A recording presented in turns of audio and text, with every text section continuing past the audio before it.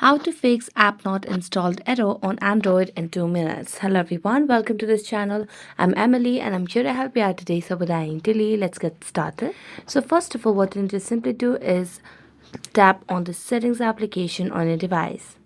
As you tap on settings, scroll down and tap on apps. Here select on manage apps and all you need to do is tap on the search bar and search for Google Play Store. So just search for Google Play Store over here.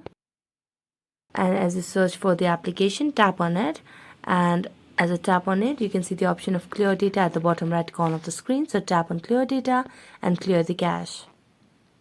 Next, go back and then search for a new app, that's package installer. So just tap on it and you have to clear the cache over here as well.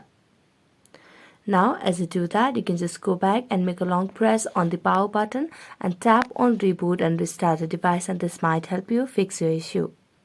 So thank you so much for watching this video and see you next time.